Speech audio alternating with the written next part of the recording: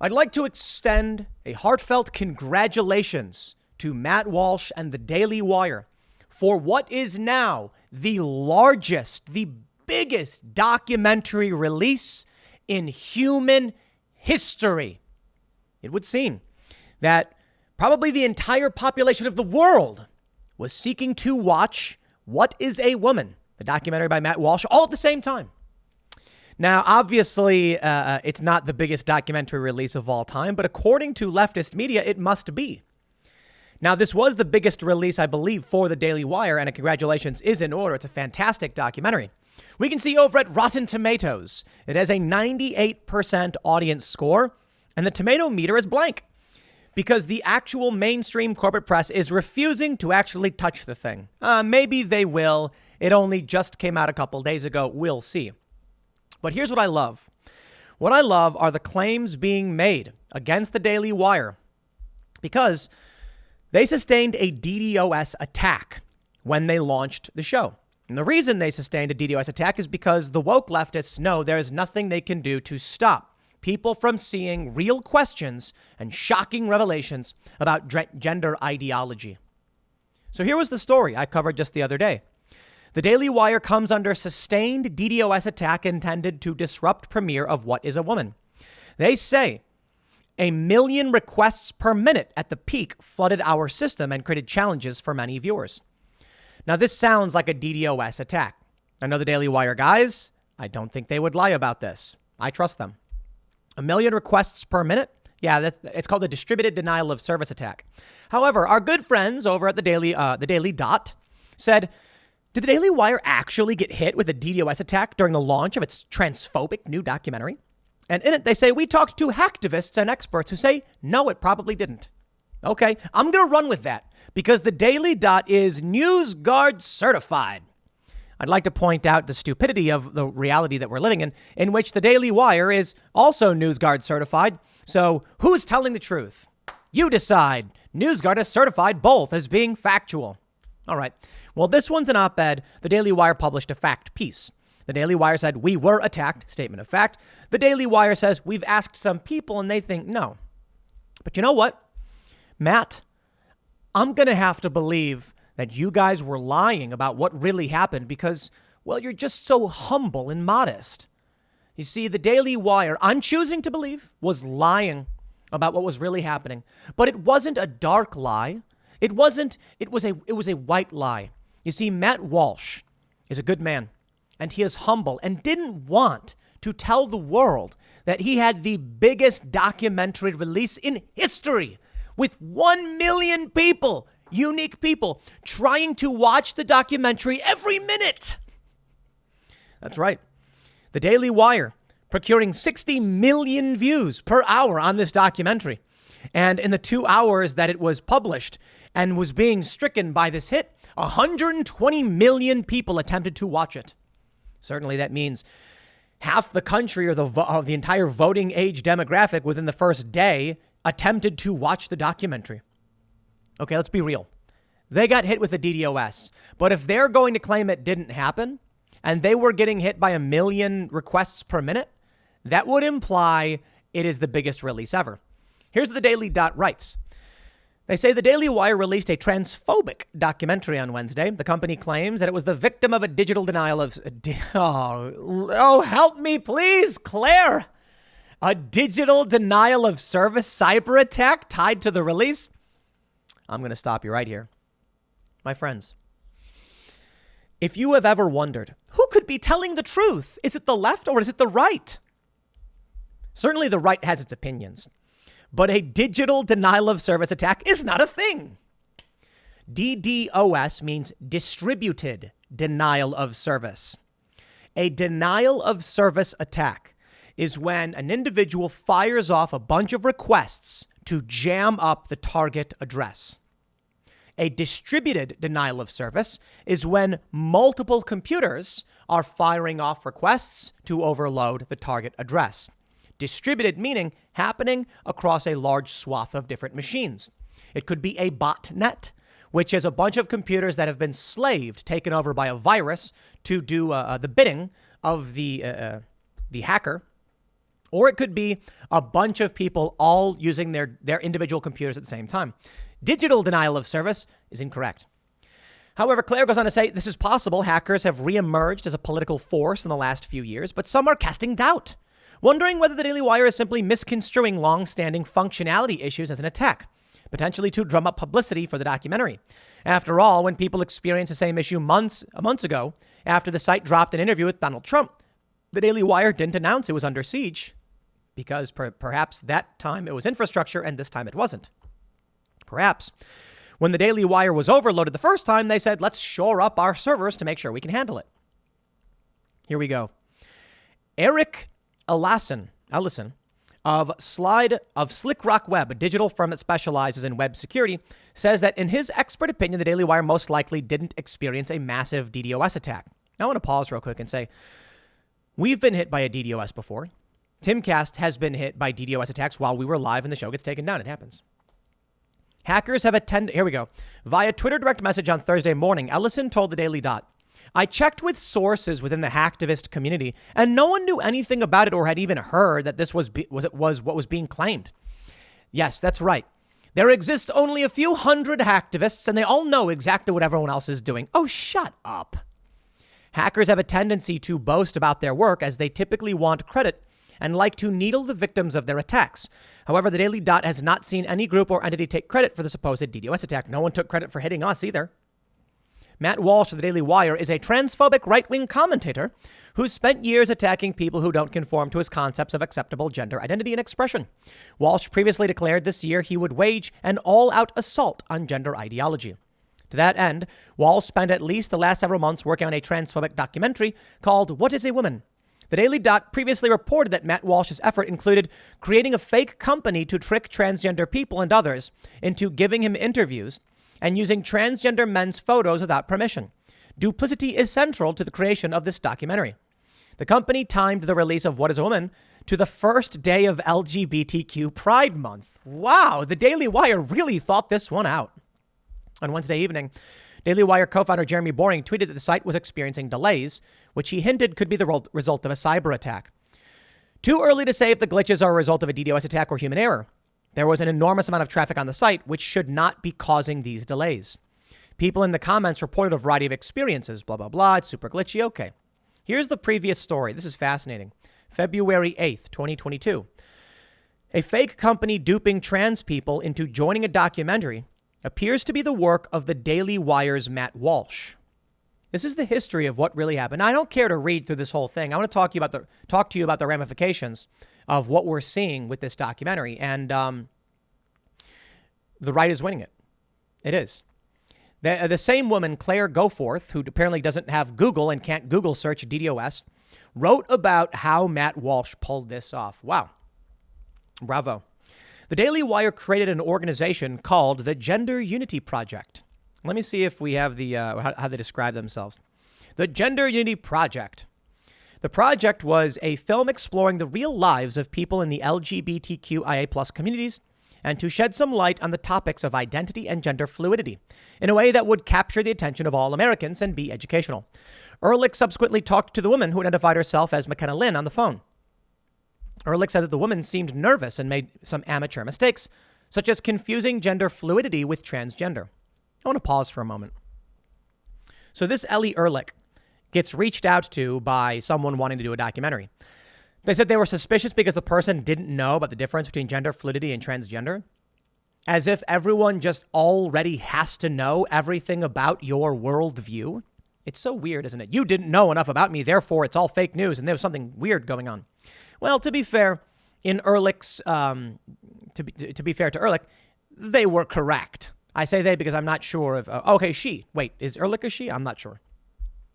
Alarm bells went off, looked up a GoFundMe. Turns out they found that this person works for the Matt Walsh show. Surprise, surprise. Didn't really matter in the end because Matt Walsh got his interviews. And he did a really good job.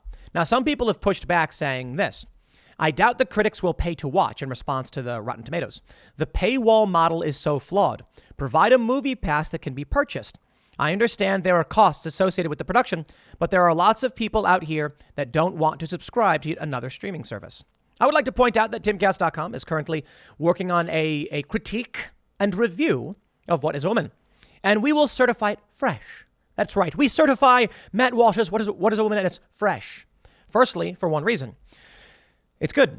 It's well produced and entertaining. It's a documentary that makes you want to watch. The pacing is on point. And so as you're watching it, you don't want to put it down. I had to work. I have to read the news. And they send me a screener and I'm watching it. And I'm like, I got to get back to work. But this is really interesting. The way they did the graphics, the music, there's scripted elements to it. What I mean by that is there's a scene where Matt Walsh is at a party and he's watching kids play. Clearly a scripted narrative element. And then he does the real interviews, which is non-scripted and really well made. That's all I need to say, right? I certify it fresh as it will entertain you. Now, I will also say the work they did was fantastic. The interviews they got were wonderful. And these people speak in their own voices, these experts, and they make themselves look bad. So we're going to have that up at timcast.com, but we're going to have it paywalled as well because it's actually really, really long. Lydia is currently writing this. Lydia, of course, is the button pusher over at Timcast IRL. Matt Walsh responded to this critique about the paywall. Then get rid of some of the other streaming services. Most of them produce garbage and are run by people who hate your guts anyway. Conservatives want great conservative content, but demand that it be free while they happily pay for content they say they don't want. It's absurd. Bravo! Matt Walsh is right. I don't have Netflix. Some of the people who work here do, because I'm not going to tell them they have to ban their, everyone has to disable their Netflix. No. Look, if you want it, you want it. I don't like Netflix. I think it's bad. So I think people should subscribe to the Daily Wire for this content. I think you all should go to timcast.com and subscribe to our content. Granted, we basically have the Green Room show once a week, which is behind the scenes with certain guests, and we have the Monday through Thursdays members only show. So it's just add-on content, but we are working on getting to this point. We also sell books. We want to be like Disney Plus and Netflix in terms of a large platform with a lot of content. That's our goal, creating culture. The Daily Wire has only a few offers, but you definitely should be supporting them because if you want to build it, you need to support it. Matt Walsh is right. Here's what you do. If you have a membership to the Daily Wire and you have watched the documentary, then you need to bring your friends to the living room and bring your family and say, here's the popcorn, here's the pizza, here's the wings and the beer, and we're going to sit down and we're going to watch this. And that's it. Hey, guys, you want to have a movie night? I would love for you to check out this documentary on gender identity and stuff. And then, okay. Many people may be tribal cultists and say, no, I'm not watching this. Okay, well, if you can't get them, you can't get them. But I'm willing to bet you got a bunch of friends who are like, I don't know, man. I don't watch that stuff. Well, give it a shot. How about that? Cenk Uygur of the Young Turks, we love to shout him out. He tweets and gets a lot of attention. He said, again, that Joe Rogan's audience is right-wing or whatever, and it's just laughable. Joe Rogan gets reportedly 11 million viewers per podcast episode. And you think they're all right-wing? That's crazy. Okay, if watching Joe Rogan makes them right-wing, then so be it. Everyone's right-wing, I guess, if that's the case. If you know people who watch Joe Rogan, they will want to watch this. If you know people say, I'm not watching that stuff, just say, do you listen to Joe Rogan? Yeah. Do you like his show? Then check this one out because it's not too off that track. But I heard Matt Walsh was this, that, or otherwise. Maybe. Do you want to watch it and see if it's true? Make sure. I don't know. I'll tell you this. Here's what I say to people. If they're like, I'm not watching that, that's far right, be like, well, if you think it's all fake, right? Then would you want to join us so that you can point out where he's wrong? Because if we're going to watch this and you're not there, we might get duped, right? There you go. Hey, what are you going to do? And then to say, I don't care, I don't want to watch it. Be like, okay, well, we want to see it because it's got 98% on Rotten Tomatoes. Everybody's talking about it. And so I want to see what it's all about. I think you should be there because if they present something that's untrue, you can counter it. And I genuinely mean that, to be honest. If Matt Walsh produced a documentary and they're biased, it would be great to have someone to stop and be like, hold on a minute. He said this stat. That's actually not true. I do think there are some things that may be incorrect in this documentary. We'll see what happens in our write-up of it. And I think it'd be absurd to assume that everybody gets everything right all the time. But the reality here, the documentary works. What is being exposed is powerful. Wocal distance with the Twitter thread. What is a woman? In the Matt Walsh blog documentary, What is a Woman? Woke gender experts say, no one thing makes someone a woman. Women can mean many things to many people. Some women have hoo-hoos. Or what is it? Are men ha-has? Women are hoo-hoos, right? I'm trying to be family friendly. Men have ding-dongs. There you go. Men have ding-dongs and women have hoo-hoos. Some women have ding-dongs. Let's explain what's happening there. And now if your kids are listening, they'll be like, what? And how to push back. He says the first thing we need to do is get clear about why they say women can have ding-dongs. There's no one thing that defines woman, and woman can mean many things to many people. To understand this, we need to unpack a point about language, especially categories. He basically says, if you go to a forest and you see trees, big brown stalks with leaves, you say, that's a tree, so you can quantify what it is. We put things in categories to intellectually organize them. I think most people understand this. He says, in wokeness, the idea is that you can construct any category we want. We can organize things however we want. Let's use books, for example. You can organize your books in order of author, genre, length, publisher, fiction, nonfiction, or by the color of the cover. It's actually a really good point. Organizing your book by color of the cover is probably the stupidest way to organize them, in my opinion. I mean, it looks cool. Look at this, the blend from pink to red to yellow to orange to yellow, green. Oh, it's a really cool transition. And how do you know what you're going for in reading? Is it nonfiction or fiction? You're still going to be like, color in no way helps you understand the book. There can be red as a symbol of evil and demons, or red as a symbol of love. This is a good point about what the woke do, I guess. He says the woke think we can organize the world using whatever categories we want. Trees are only categorized as trees because we put them in a category. He says, here's the point. The woke think the categories of man and woman are arbitrary categories. They are not accurate reflections of the world as it is. They are categories invented by people who want to divide society into the groups men and women. I'm going to pause and I'm going to tell you how it works. Okay.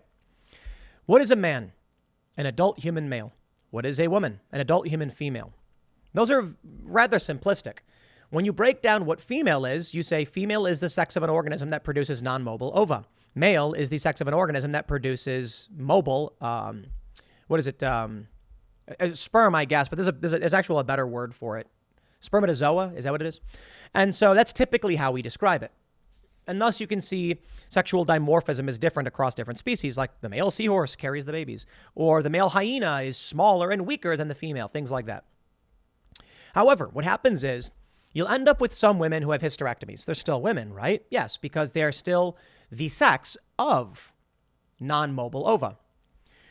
What the left has done is they say a trans woman that has fully transitioned into surgery it doesn't have a penis. I'm sorry, a ding dong.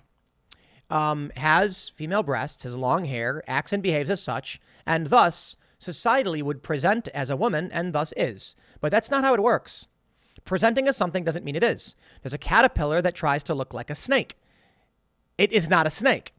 They're called, what are they called? They're called mock strawberries or something. They grow all over the place. They're little red berries that look like strawberries. They're not strawberries. And so they imitate.